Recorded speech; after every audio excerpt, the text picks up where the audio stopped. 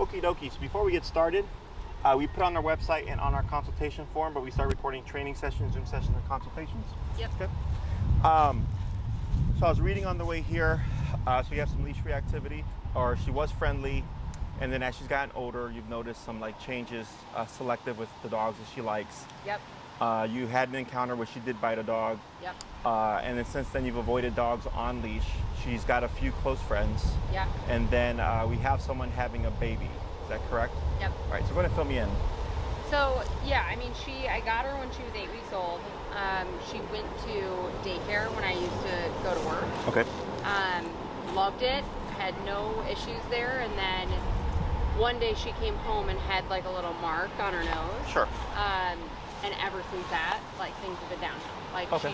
I brought her back to the daycare, asked them about it. They said they didn't see anything. And then I would get calls from the daycare like that first time after and the time after being like, we have Riley in a separate kennel. She's just not having a good time with the other dogs. Okay. So clearly started. And so her close friends that she's known growing up, she's good with, but it's introducing new dogs that I am like horribly fearful of. Sure. Because there's been instances where she won't bite them, but she makes it very clear she does not want them coming near her. And now the biggest trigger is my brother has a puppy, and there's going to be times that our family is all together and the dogs are off leash in the house or outside of the house. Okay. And we introduced them over the 4th of July, and she was super fearful. Like, you could tell she was avoiding it as much as she could. Didn't go for the puppy or anything, but avoiding the puppy. And then finally there was an encounter where she like went towards the puppy like she was gonna really attack. Sure. Nipped it just a touch, like nipped the ear. And then we just kept them completely separate since then. Was there blood on that? A little bit. Okay. How's the puppy? Fine. They recover fine or whatever? Totally fine. Okay. Yep. Have they seen each other since? No, but they're going to this weekend for the first time again. Sure. What else? So my biggest concerns are just figuring out, like, I have researched the crap out of this. I came to you because I saw that you, like, the training that I did do with her when this started, it was all super the basics, heel, sit, come, which that's helpful, and she can do that with positive reinforcement. She's great. She'll do anything. But the problem is when she sees red, there's nothing I can do. So that's a big thing. So I want to work on how she can reduce some of the stress and anxiety being with dogs, or just reduce those triggers. And then also her other thing is pulling on the leash towards squirrels. Okay, yeah, the prey drive stuff. And then barking. She's just a fearful dog, so like if someone rings my doorbell, she'll go absolutely ballistic. Even if she sees that it's a friend walking in, she's still barking because she's just pent up. So friend rings the doorbell, she's barking, right? They enter the home, still barking. Not the home, the gate. She can see where the gate is. Okay. So she'll be barking until they enter the home, and then we're working on that too, but then she'll jump up on them because she's so excited to see them. So it flips. Yeah. Okay, cool. And then she just becomes too friendly. Then she's fine. Okay. Yeah. Right.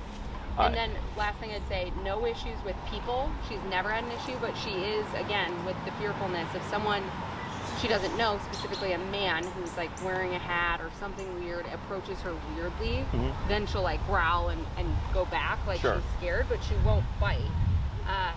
And then the only other thing, a 3-year-old was playing with her, and she had played with a 3-year-old human. She had played with him many times, and then towards the end of the day, once they'd been playing all day, the 3-year-old went and tugged her ear really hard, and she did like go up to bite him, and like it scared the shit out of him. He started crying, but nothing happened. Okay, so it's just like an air snap? Yeah. Okay. Anything else? That's it. So not uncommon. Yeah. That a dog has a negative experience either with the owner or at a daycare. I had a dog that they were friendly, then they got neutered or spayed, and then after the surgery it was a flip.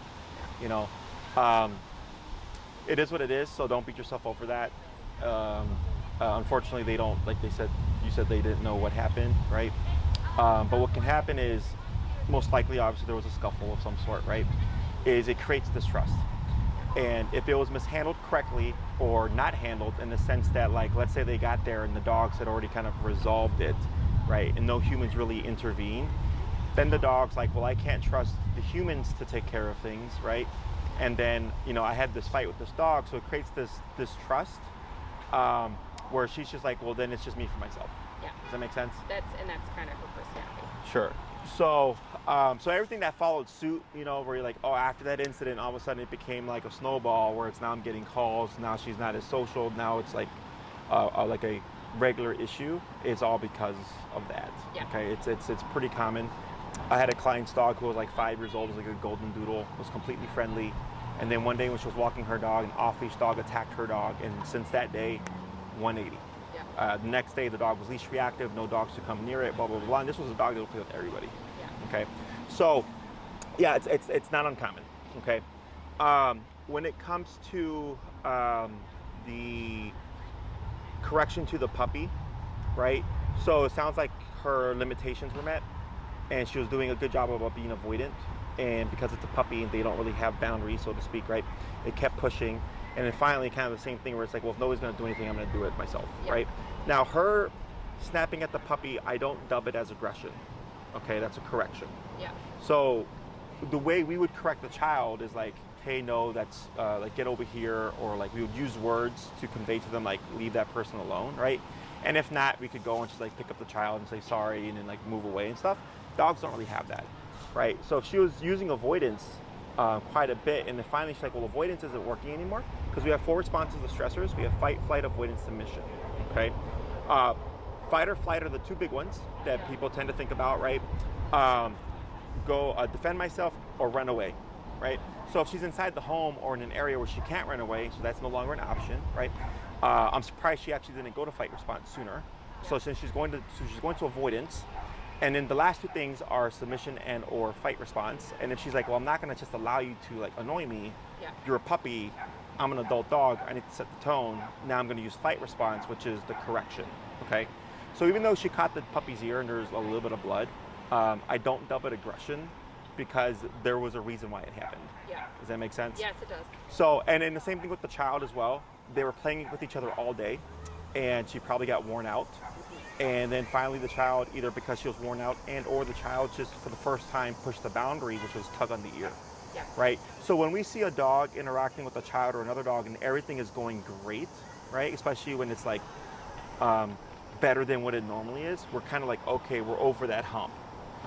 No. Or not, yeah. Yes, okay? Because we all have boundaries. You know, so dogs, you know, for that child, she didn't see that child as like a person. She sees it as another little puppy. Does that make sense? Yes. So then she's like, all right, you know, we were interacting, we were good all day, and all of a sudden you pull my ear. And that's again where I draw the line. Okay, so then she did a correction, an air snap. In my opinion, if she wanted to do harm, she would have. Yeah. Okay, especially for a child, because they tend to have slower reflexes than us. So even when I get clients that go like, oh, my dog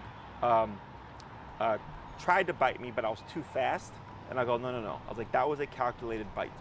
If the dog wanted to do harm, they would have bit you for sure. Yeah. Okay, so it's not appropriate that it happened because it was a child. Yeah. But at the same time, I hear that and I go, okay, that was definitely calculated.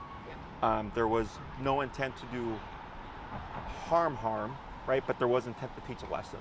Yeah. Okay, so that is also a correction. Even though we don't like how it happened and who it happened to, I don't dub that as aggression. Okay. Does that make sense? Yes, it does. So aggression is, let's say you're like, hey Jesse, the kid went to touch my dog and got bit. My neighbor came to touch the dog and got bit. I go to touch your dog, I get bit.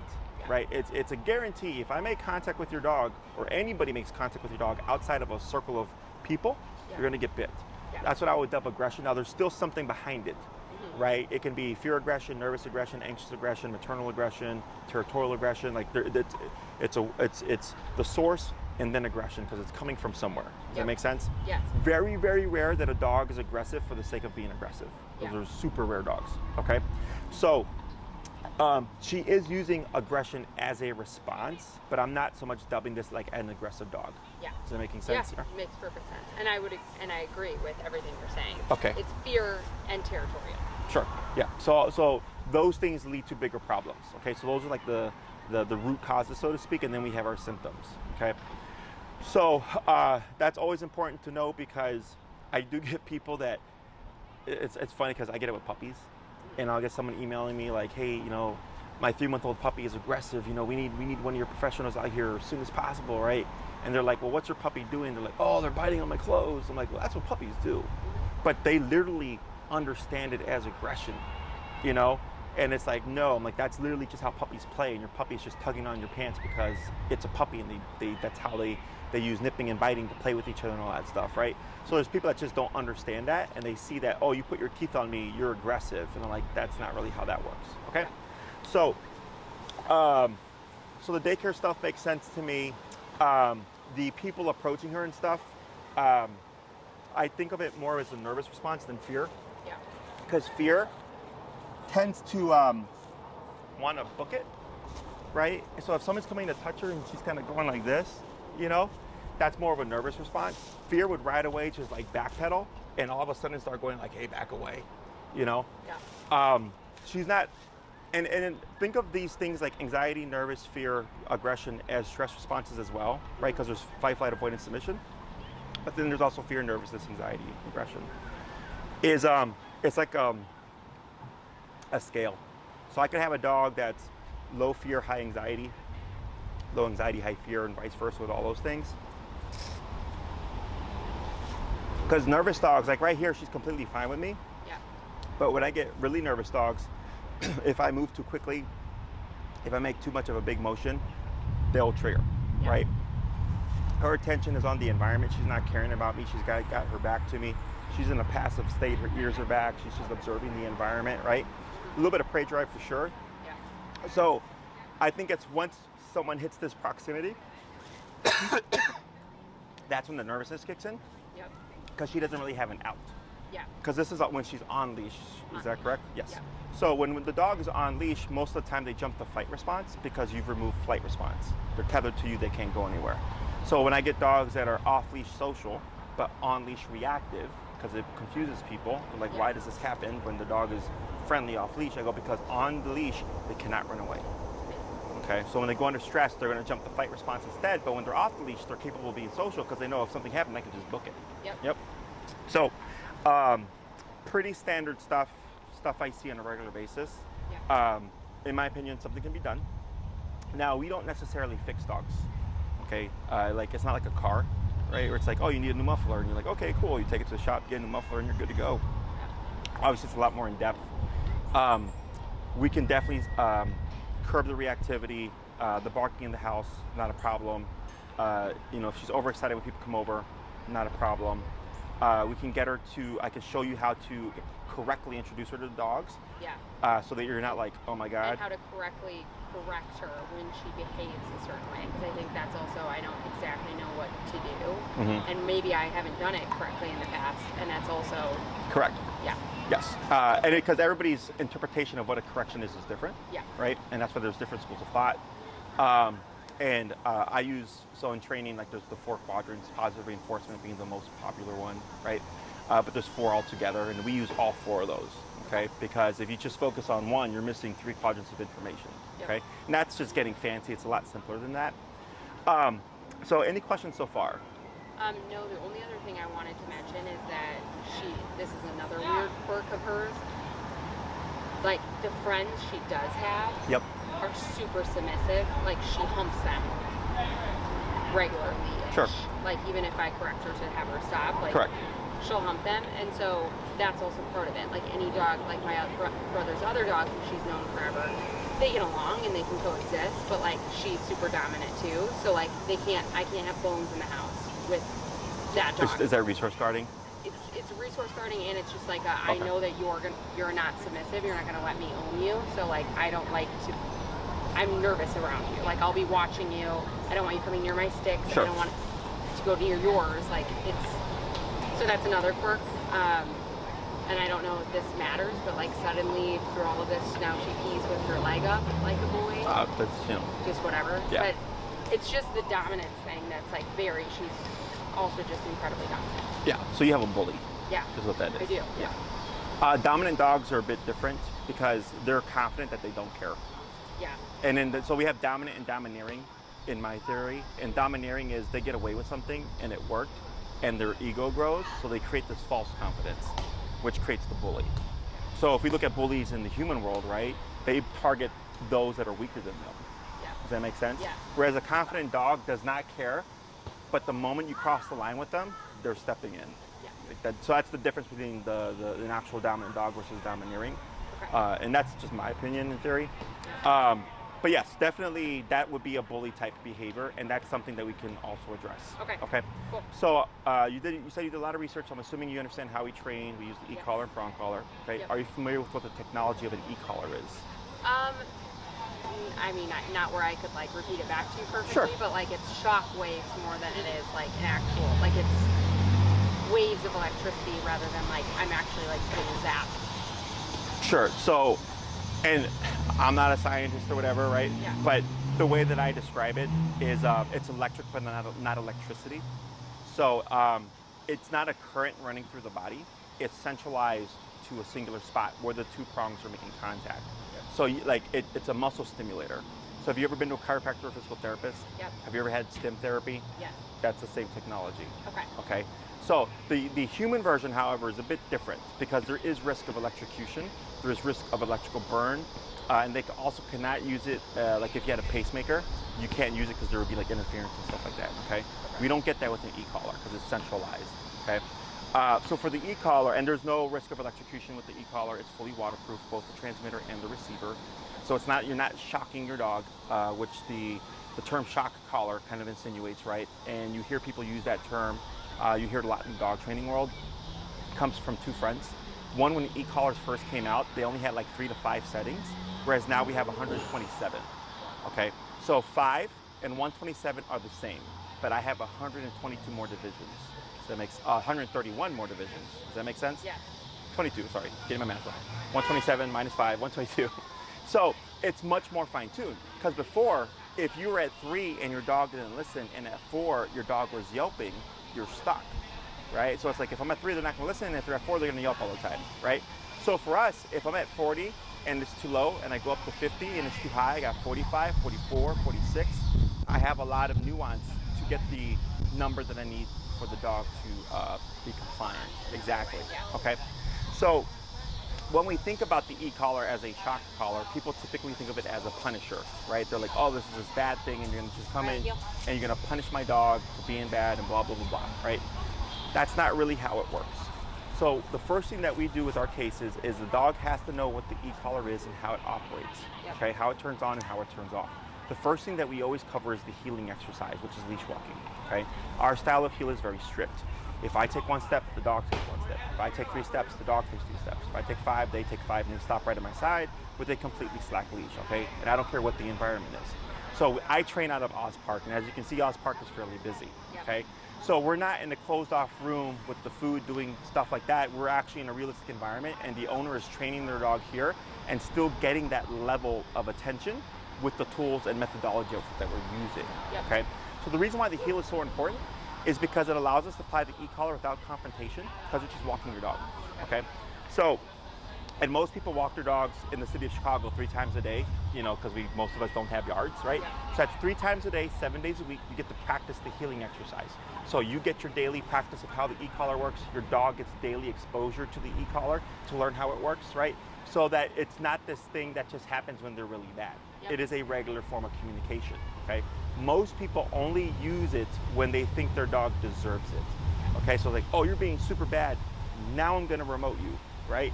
And that's incorrect, because now you're only using it sparingly when the dog's being very bad, but then there's all this other, you know, time throughout the day where you have the opportunity to use it to teach the dog the expectations and the standards that they're to be held accountable for, or to.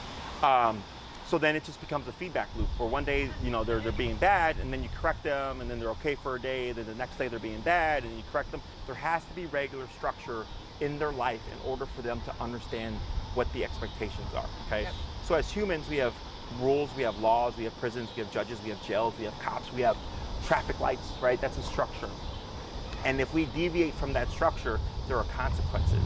But as humans, we understand concepts of time. We understand concept of like finance, right? So it's like if I get $100 ticket, I'm like, oh damn it, I don't want to spend $100 on a stupid ticket, right? Or I don't want to get thrown in jail for 10 years and lose 10 years of my life. Like all that is punishers to us, but for a dog it is not. Okay. A dog, their form of consequence is physicality. Yeah. Okay, and you have great examples. You have the young child, right, who pulled on the ear, who is 3 years old. So she's not like, oh, you're only 3 years old and you don't know any better, so I'm gonna forgive this, right? There's the puppy, right? Puppy was pushing and pushing and pushing. She tried to avoid, and eventually she's like, all right, I need to set the tone. Here's the correction, right? Is that all making sense? Yes. So when we think of physicality, we look down upon it because we think we're above that, right? But even humans resort to physicality if needed, right? So if someone were to threaten me and I were to ignore it, and then they keep pushing, and I feel like, okay, this is getting too serious, I need to defend myself, I would have to resort to physicality. Otherwise, I could get beat up. Right. Does that make sense? Yeah. So same thing for the dog, except they're gonna jump there faster because they don't have a language. They don't have the ability to say, hey, keep back or I'll call the police. Okay, so in my book, physicality is healthy when done correctly. You just have to know how to do it correctly. Yep. Okay, and everything on the internet will tell you, no, don't do it. You'll make your dog worse, or you'll break the relationship between you and your dog, or it's abuse, right? That's just how they perceive physicality. But this here, right here, this is a dog bite. Okay, that's 10 stitches. This is simply because the dog didn't want to go in the kennel. That's it.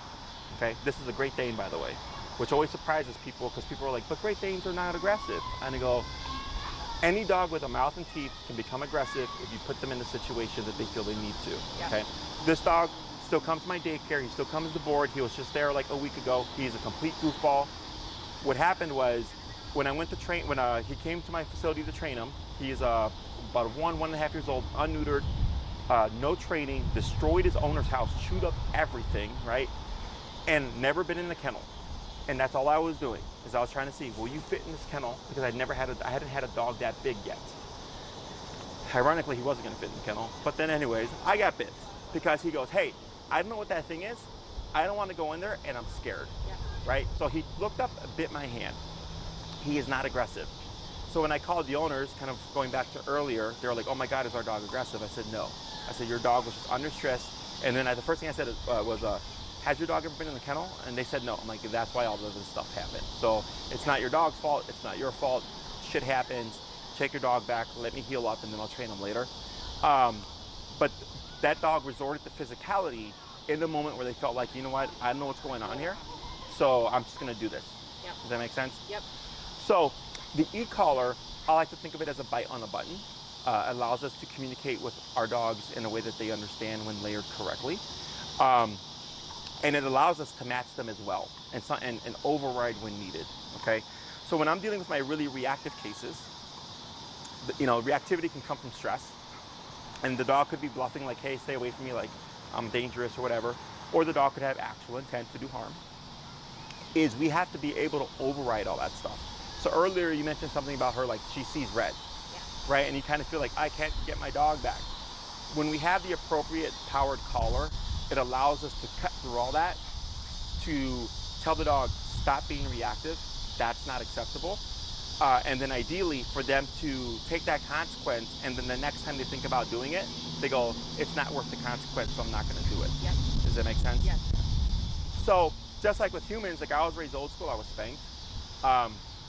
The spanking was when my mom or dad felt like, you know what, that was definitely something you shouldn't do, and we need a harsher consequence than a timeout or a you can't see your friends for a week is going to get across, right? To deter me from making certain decisions. Yeah. And I'm grateful for it because I am a very disciplined person, which also feeds into my career, as you can see. But that is also physicality, and it hurts, but the intention is not to hurt. Because that's the first thing that people talk about. Is this going to hurt my dog? I'm like, well, it is uncomfortable, and the higher you go, it does start to hurt. But the intention isn't to hurt the dog, right?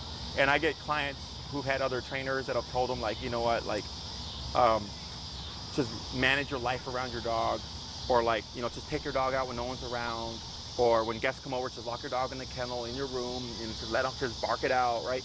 And it causes the owner all this stress because they can't even live their life. And they got this dog to like share their life with, and now their dog is a burden, right?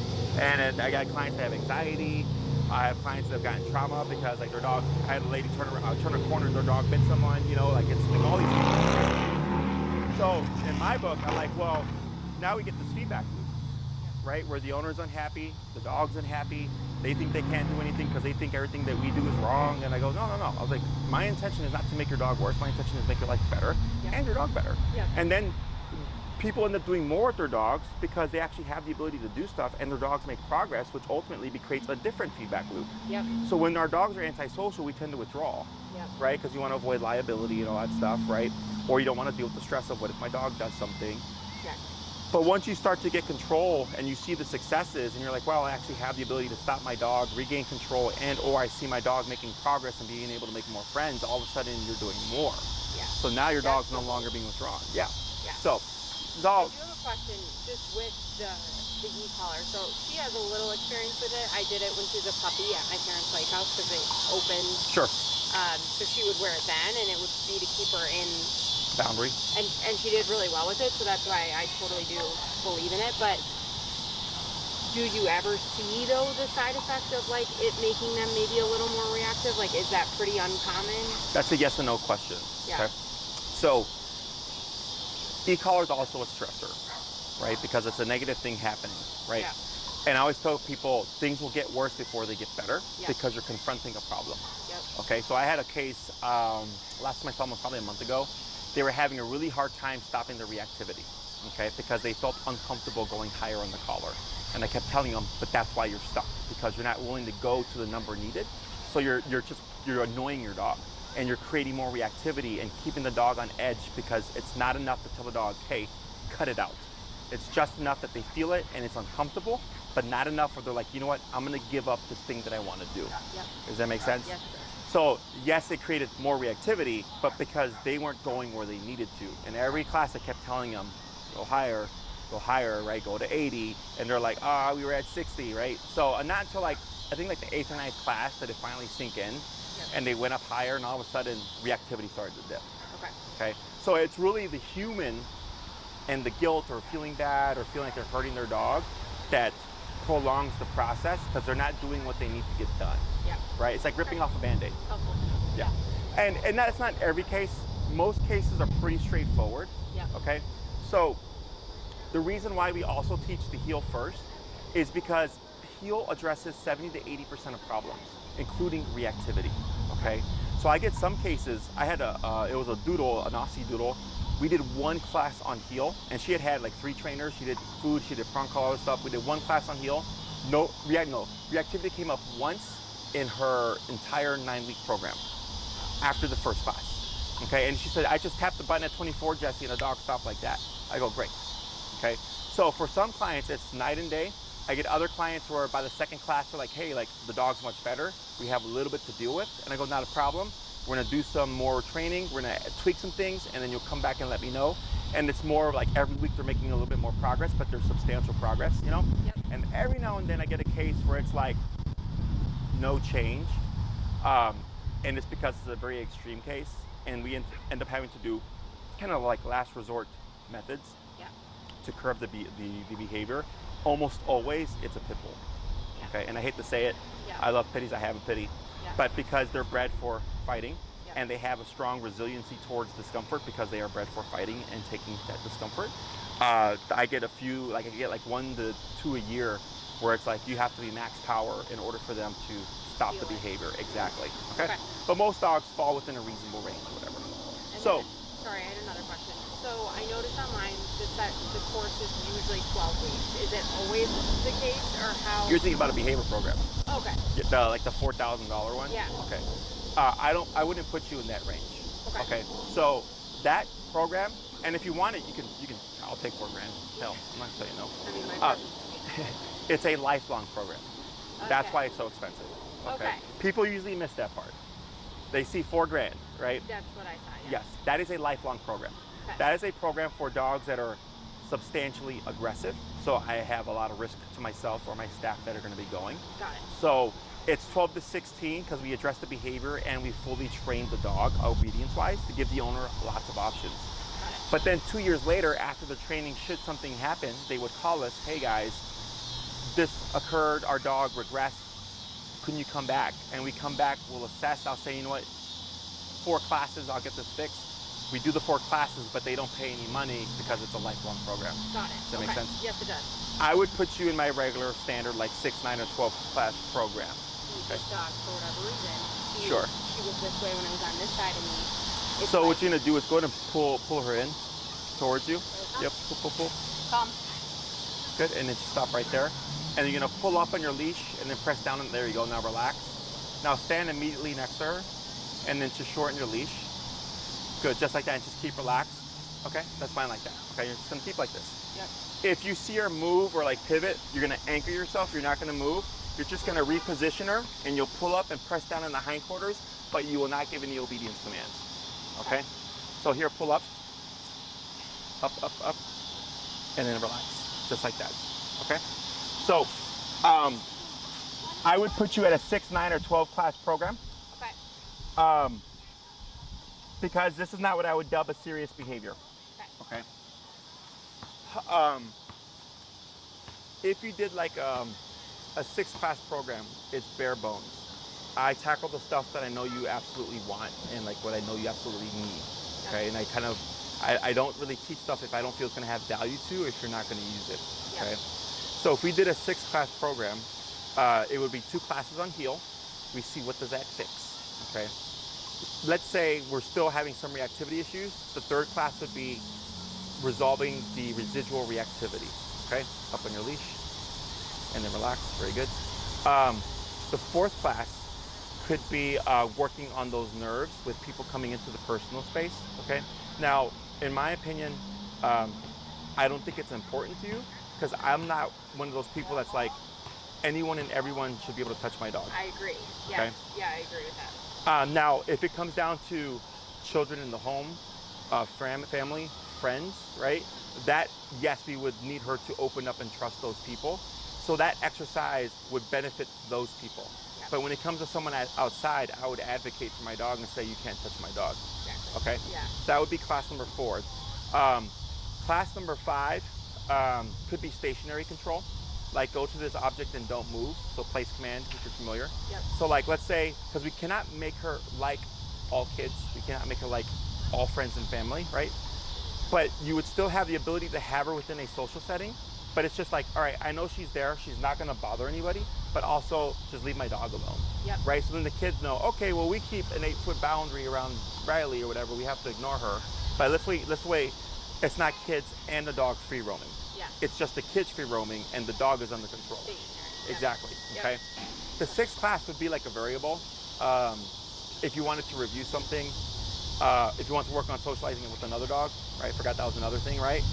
How does that work? Is that feasible? Yeah. I just did it this weekend. How would we do that? So first thing I would wanted to, but I just don't know how. First thing I would recommend is muzzle condition, because that's going to take off a lot of anxiety, okay, and stress. Because when you're worried about what happens if my dog bites this dog, right? You're going to be high strung, and again we get that feedback loop, right? He knows it. Yes. So muzzle conditioning is very easy. Up on your leash, down in the hindquarters. Yeah, that's nervousness. There you go. And Maria can send you videos on how to do that. Yep. We recommend the Baskerville brand.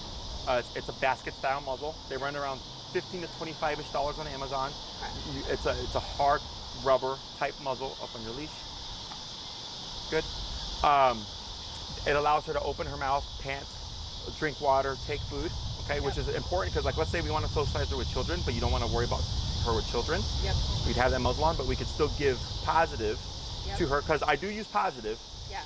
I just don't rely on it to get me all the results that I want. Yeah. Okay. I have a soft cover one. I almost brought it.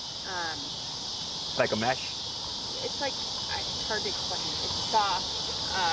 Step up and relax.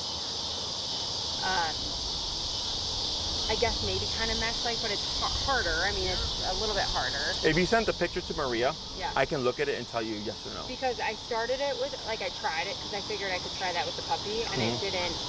She just will, like, rub her face and be on the ground. Like, she can't. Yes, that's why we need conditioning. Yeah, I need to figure out how to use it correctly. Yes. Yeah. Up on your leash.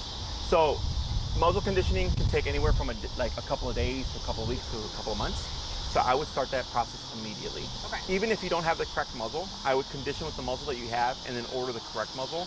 And the dog doesn't know the difference. Yeah. It's something on their face, Yep. okay? But Maria can send you videos on that. Okay. You just tell her, hey Maria, send me the link for the muzzle videos, Okay. Because that's nothing that you would need a class for. Yeah. And if you started that process now, when we get to the point of socialization, ideally we're good to go. Yeah. Right. And I've had clients where they're like, oh, like I forgot, right?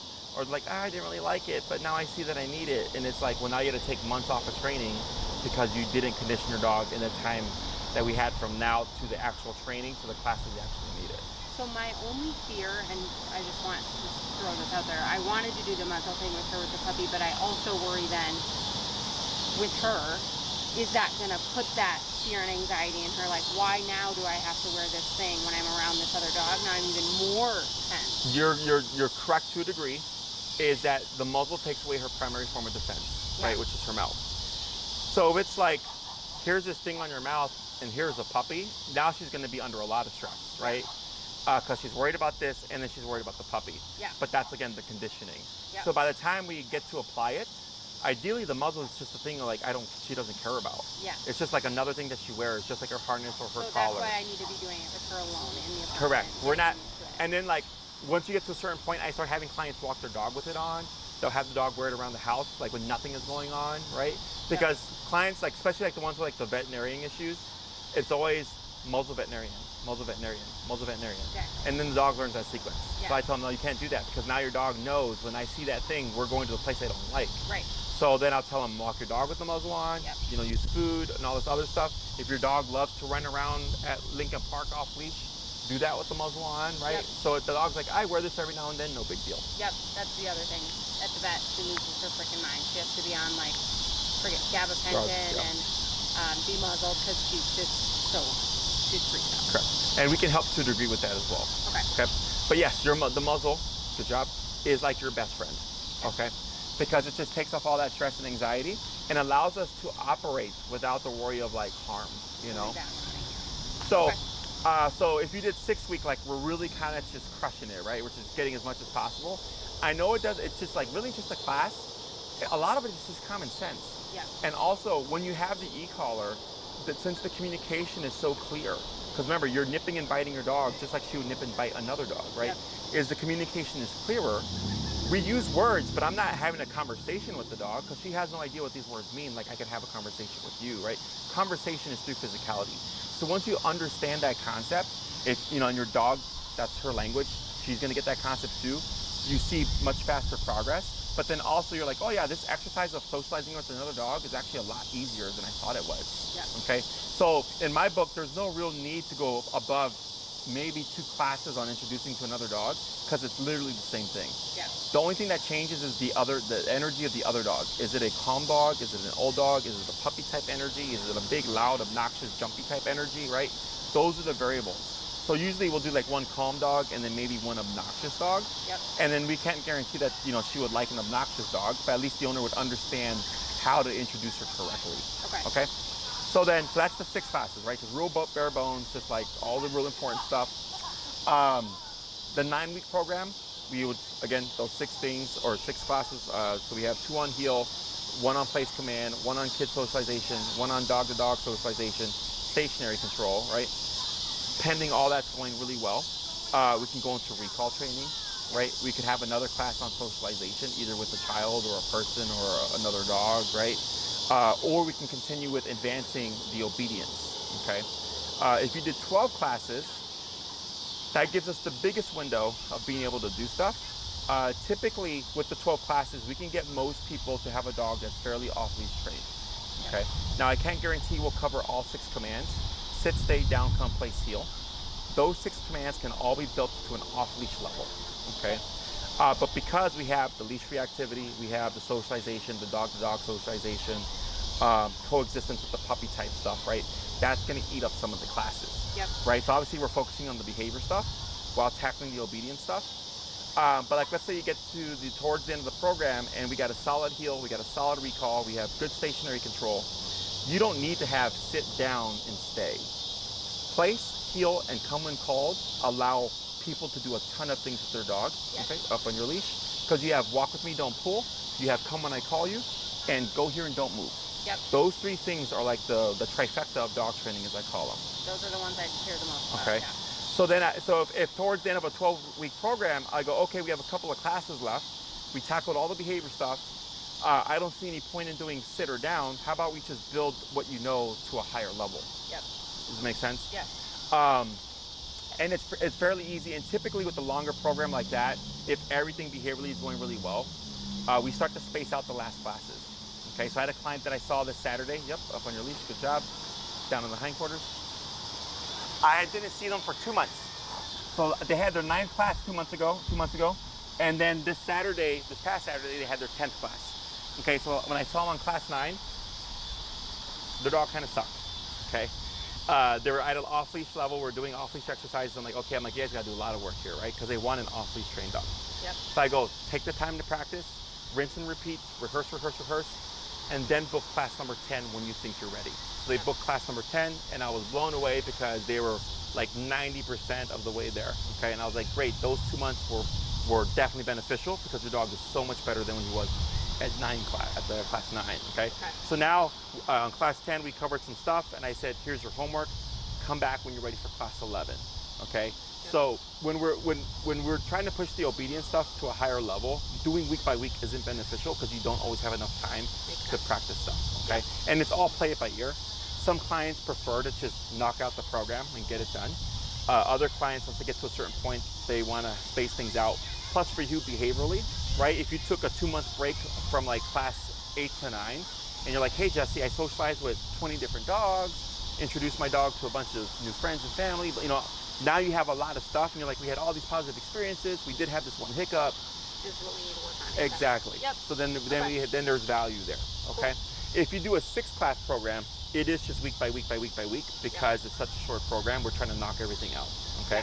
And you would always have my technical support even after your program, but I'm not there anymore to like physically be there in person to help you. Yeah. Okay. I think I'd be looking at either a 9 or a 12. Sure. And you can think about that later on. Okay.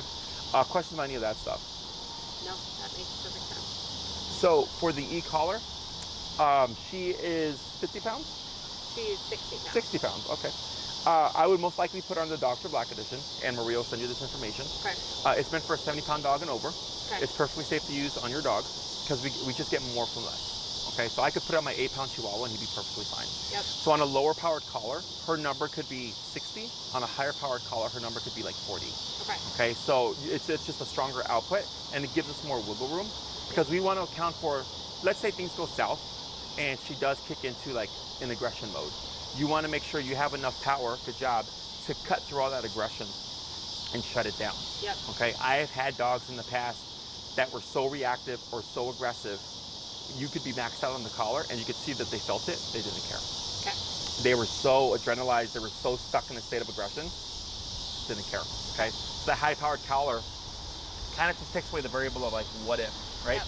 Plus, she's got a thicker coat of fur, so we need to get through all that fur as well. Yep. So whenever we talk about the e-collar and what is appropriate for the dog, we have to look at the size of the dog, the weight of the dog, the temperament, the thickness of the coat. Is the dog having any kind of reactivity and or aggression issues?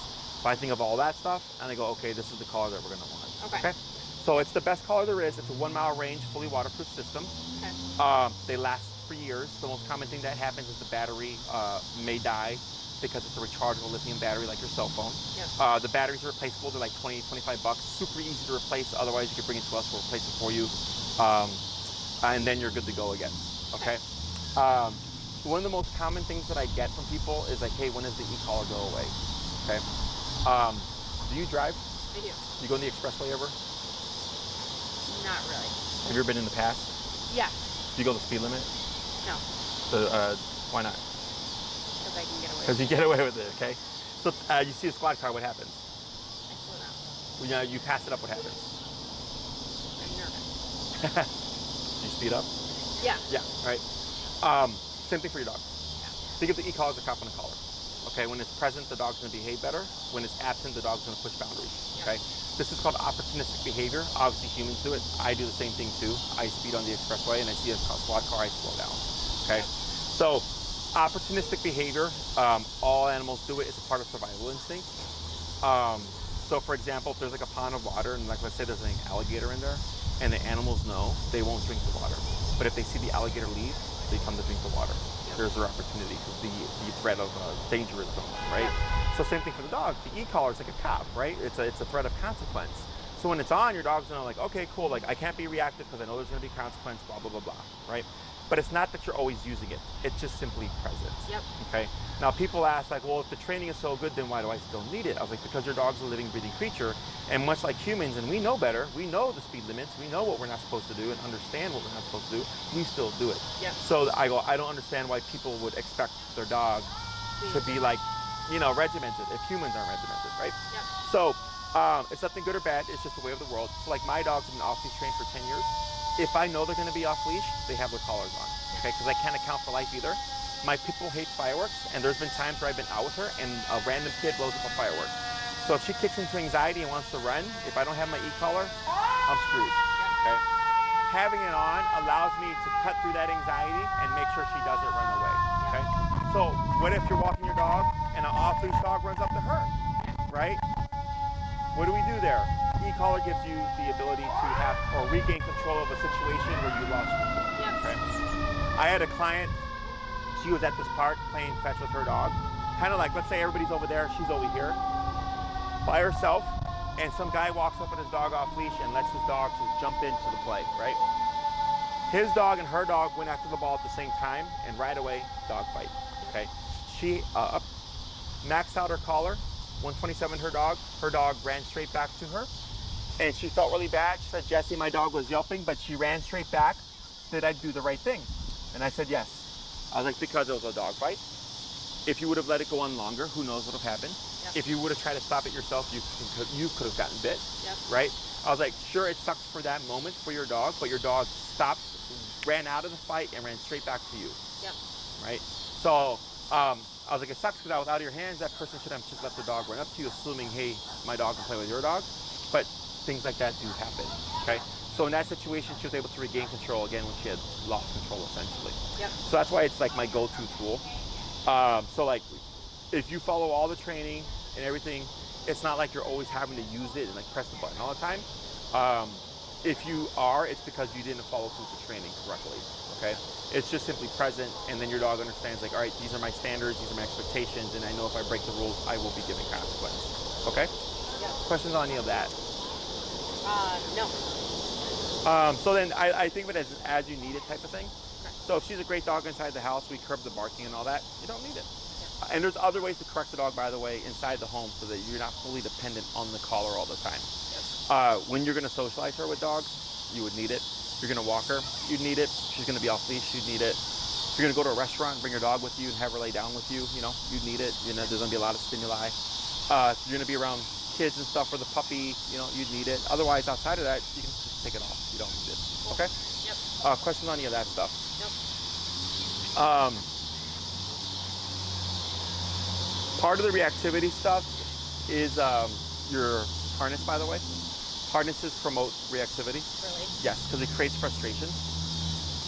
It's called opposition reflex. So when your dog feels tension, they want to go against it, right? So if she pulls forward and you pull back, she pulls more forward. That creates frustration. Okay. So for now, you're fine to use it. But once we switch, or if you move forward with training, all you would need is a standard flat collar, okay? Yeah. And then an e-collar, because you cannot clip your leash to the e-collar. You want to clip it to something different, so nothing's inhibiting the collar itself. So sorry, say that again. A flat collar and then what? The e-collar. Yep. So you would clip your leash to the flat collar, and I suggest getting a flat buckle, not a snap buckle. Okay. A flat buckle is like a belt buckle style. Okay. A snap buckle can break open. Okay. I've had it happen like 3 times.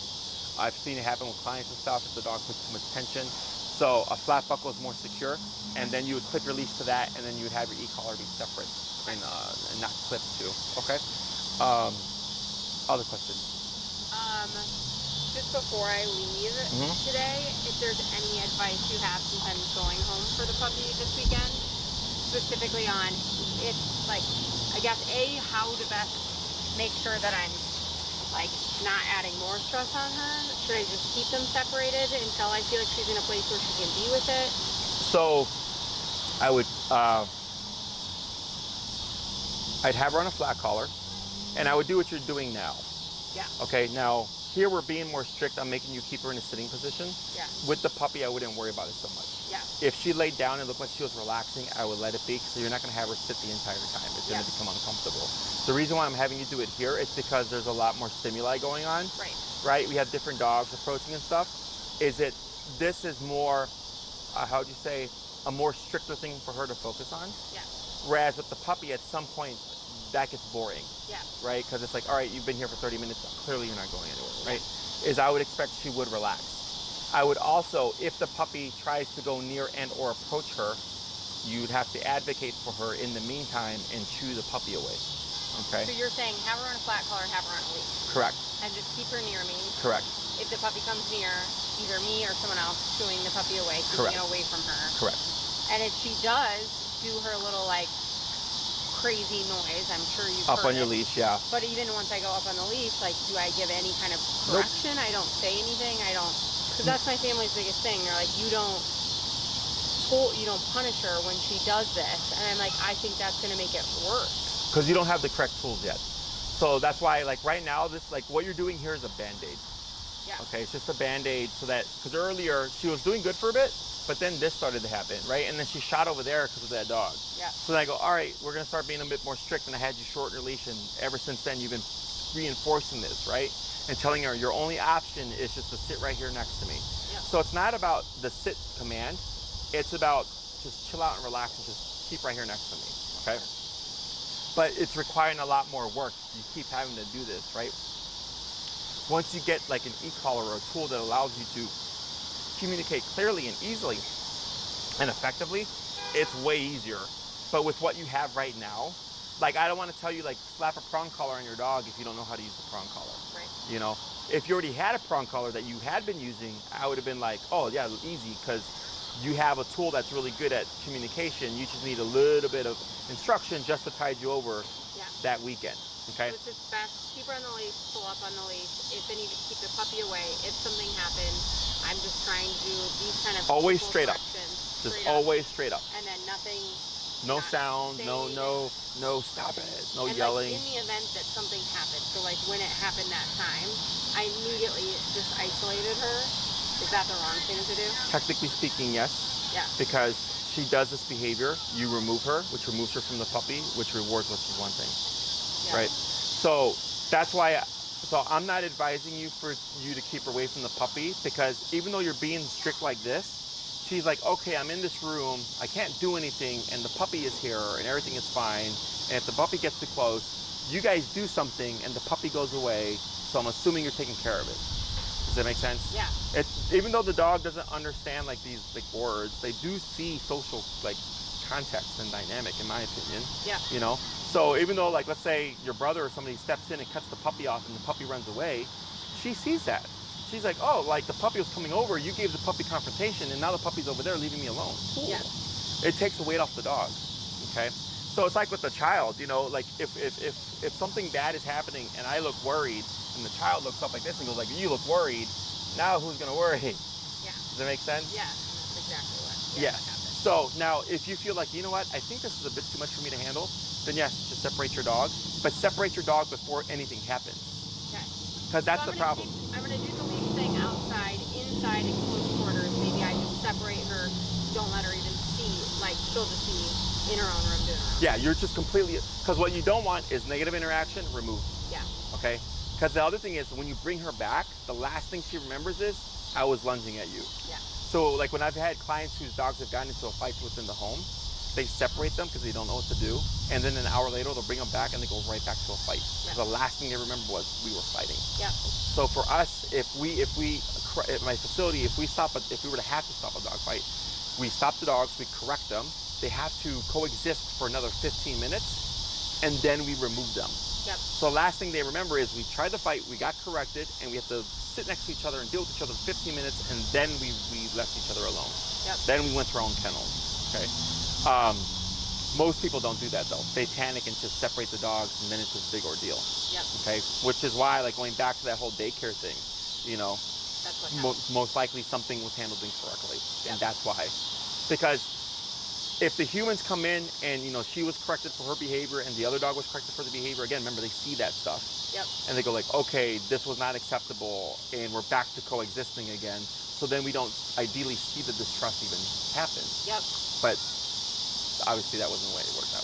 In the event that something happens where she's not on a leash, where I can do some kind of like pull up on a leash,